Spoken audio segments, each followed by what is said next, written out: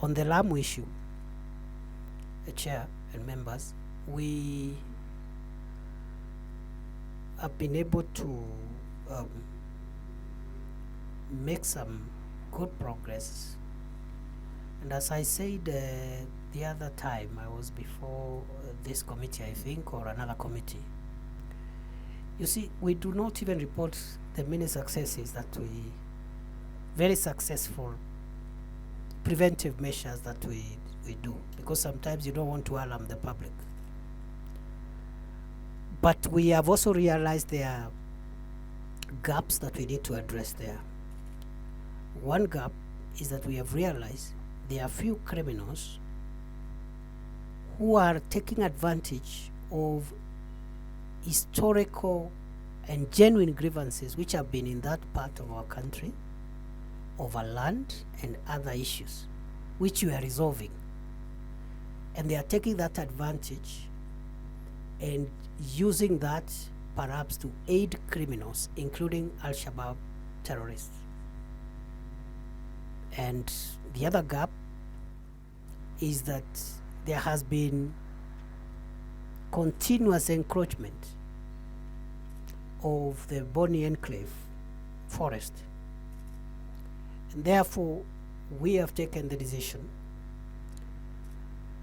Number one, we are going to open up 6 security roads in Lamu immediately. Number two, we are going to draw a cut line,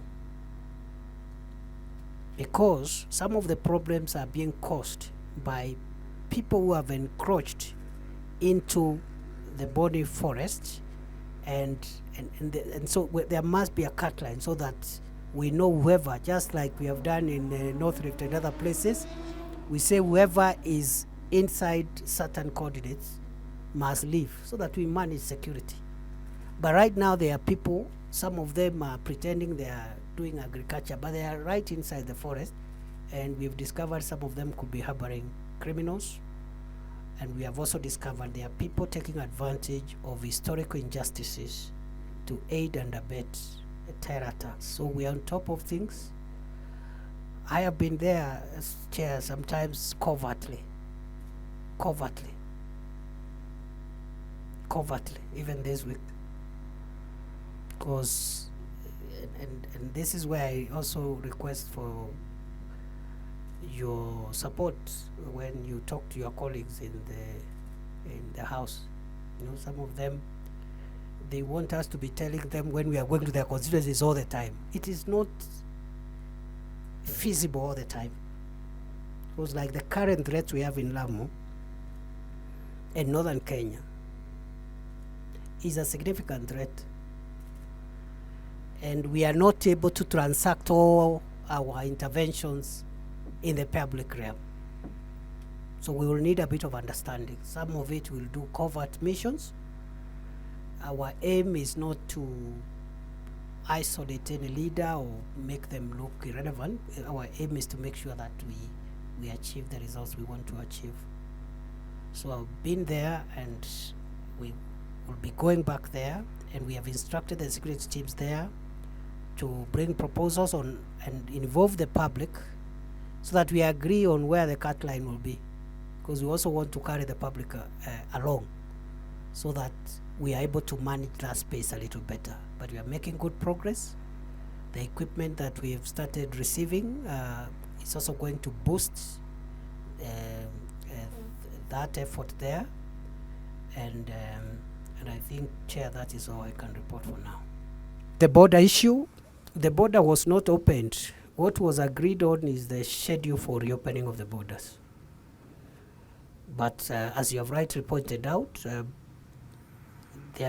we reviewed that decision based on an escalation of threats that we experienced.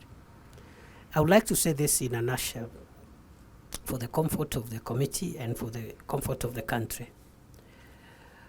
We will reopen the Kenya-Somali border. It will be opened. And we will defeat terrorists. So what we have decided is to temporarily suspend that process until we get on top of the current wave of threat, and we are almost there. In the last 3 weeks, 1 month, we have managed the situation, and we will zero in and be a little more focused in flashing out those threats. And there's a lot of work going there silently, covertly, and we will succeed. The border will be opened and terror will be defeated.